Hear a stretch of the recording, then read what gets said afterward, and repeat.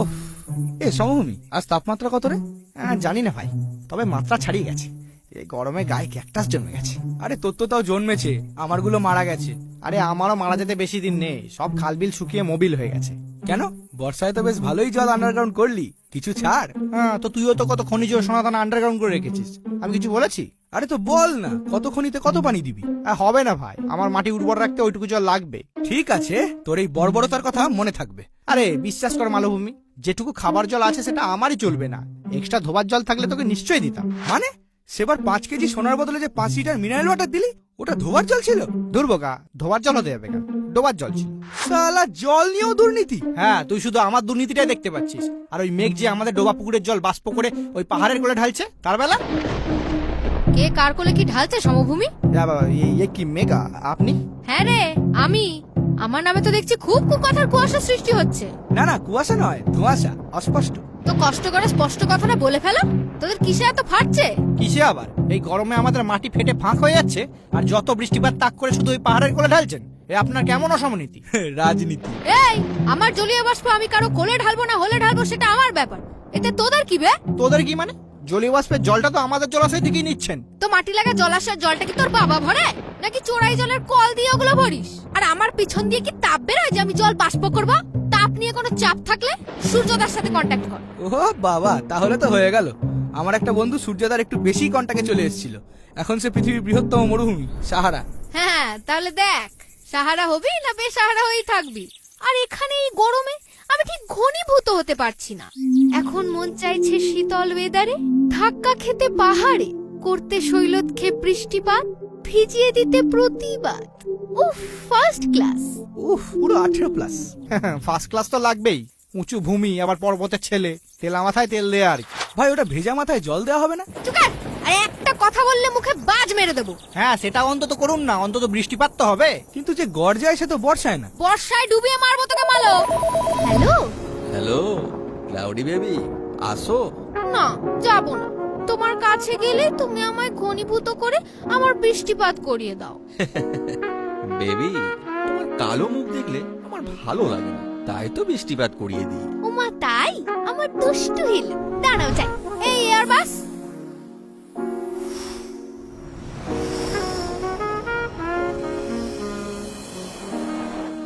উফ, পুরো 18+। ওয়েদার তো পুরো ঘূর্ণিঝড় থেকে হর্নিঝড় হয়ে গেল ভাই। এসব ঝড়, বায়ু, হাওয়া সব সারা ঘূর্ণিপাত। শুধু সরকারি বিজ্ঞাপনে বলবে নিম্নচাপ হলে নিম্নলিখিত নাম্বারে ফোন করুন, 5 মিনিটে মেঘ তাড়িয়ে আনবো। মেঘ না গরু। অথচ সেই নিম্নলিখিত নাম্বারে ফোন করলে লিখিত ভাবেই বলা যাবে যে সে ফোন কেউ ধরবেন, আর ধরলেও 5 মিনিটের বদলে 5 দিন পরে কোনো সাদা মেঘ এনে বলবে রাস্তায় বৃষ্টি হয়ে গেছে, শুধু ঠান্ডা হাওয়া খাও। হ্যাঁ, এই আকাশে গুড়গুড় করে ওই আকাশে ঝরে, অসময় ঝরতে এসে ডুবিয়ে পেছন মারে। হ্যাঁ, মৌসুমী বাইকে দেখলি কেমন হিমালয়ের দিকে ট্যাক্সি সার্ভিস খুলেছে? হ্যাঁ ভাই, যদি আমরাও যেতে পারতাম রে। শুনেছি ওখানকার মেঘরা ভাই স্নোফল করে। একটু ওয়াটারফল দেখতে পাচ্ছি না, আবার স্নোফল।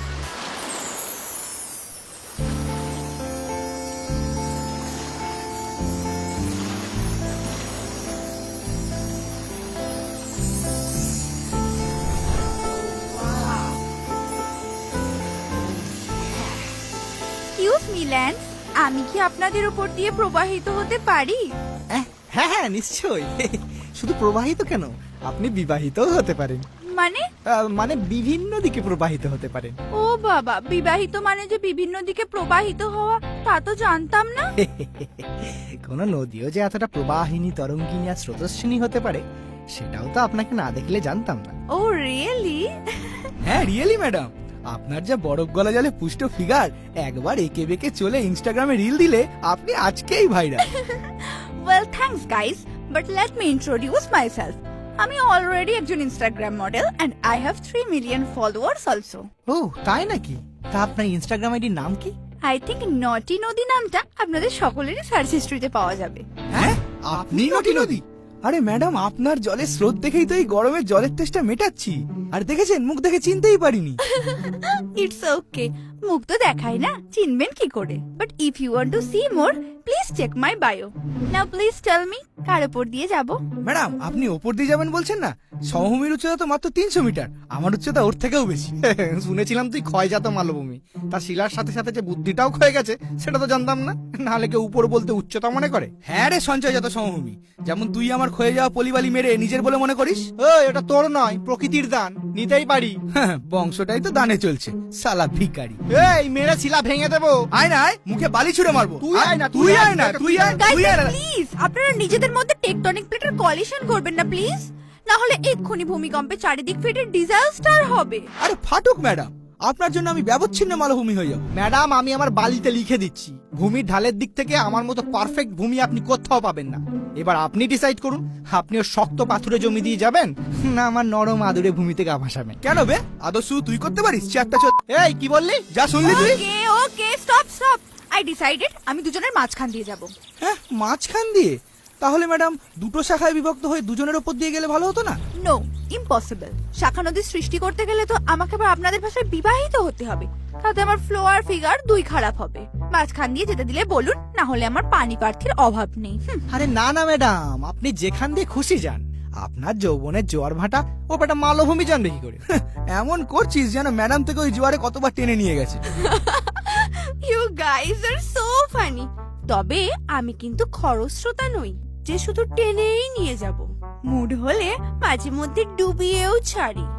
ম্যাডামও আমাদের সাথে ফ্লার্ট করছে। হ্যাঁ ভাটা, ফ্ল্যাট নয় ম্যাডাম, ফ্ল্যাটের কথা বলছে, বন্যা। আরে সে তো ভালোবাসার বন্যা। ম্যাডাম আপনি আমাদের মাঝখান দিয়েই যান, তবে ওর দিকে আবার বেশি বেঁকে বেঁকে যাবেন না, ওর নিচের মাটি খুব লুজ, আপনার থেকে অশ্বক্ষুরাকৃতি হত করে নেবে। এ কি নটি, নদীর পাশে তো সভ্যতা গড়ে ওঠে, তুমি এই অসভ্যতাটার মাঝে কি করছো? ও মম, আমি ম্যাপে দেখলাম এদের দুজনের মাঝে উপত্যকা করে গেলে মোহনাটা শর্টকাট পড়ছে, তাই এদিকে ফ্লো নিলাম। ওহ গুড, তাড়াতাড়ি যাও, সমুদ্র হয়তো তোমার জন্য উথাল পাথাল করছে। আর হ্যাঁ দেখো, যেতে যেতে আবার কোনো উপনাদ জুটিয়ে ফেলো না। আরে ডোন্ট ওয়ারি মম, তুমি এসো। Bye guys. বাই। এমন কলকলে মেঘের এমন টলটলে মেয়ে দেখলে বিশ্বাস হয় ভাই? মালো, মুখের গুহাটা বন্ধ কর। আজকে নদীর বিয়ে, আমার আবহাওয়া খারাপ করার চেষ্টা করলে মুখে বাজ মেরে দেবো। হ্যাঁ, নটি নদীর বিয়ে কার সাথে? কেন, তোদের উপকূলে আর কে আছে? হ্যাঁ, সমুদ্র? আরে ও তো একটা পাক্কা নোনতা ঢেউবাজ, ওর অলরেডি কয়েকশো নদীর সাথে বিয়ে হয়ে গেছে। হ্যাঁ তো, অত বড় জলরাশির একজনের জলে পোষায়? আর জানিস না, পৃথিবীর 3 ভাগ জল আর 1 ভাগ বোকার দল, তো সূর্যোদয়ের তাপে মোট জলীয় বাষ্পের 3 ভাগ তো ওই সমুদ্রই দেয়। তাহলে আমরা যে বাকি জলীয় বাষ্প দিই তার 4 ভাগের 1 ভাগও কি আমরা ঠিকঠাক টাইমে ফিরে পাই? কি আর করবি বল, এটাই জলচক্র। কোনো জলচক্র নয়, এটা আপনারা সূর্যতার জলচক্রান্ত। যাক, বুঝেছিস তাহলে। আমি ভাবতাম তোর মাথাটাও তোর গুহার মতোই ফাঁপা। তবে বেশি লাফাচাপা করিস না, না হলে গরমে শুকিয়ে মারবো, বর্ষায় নদী ডুবিয়ে মারবে। ও আবার বড্ড বর্ষার জলে পুষ্ট। আচ্ছা, তার মানে আমাদের গতি নেই বলে তোমরা জল নিয়ে যা খুশি করবে, আর মাটির উপরে সব জলচক্রান্ত দেখেও আমাদের শান্ত থাকতে হবে, তাই তো? ঠিক তাই, শান্ত থাকলেই জ্যান্ত থাকবি, কারণ জল মানে জীবন।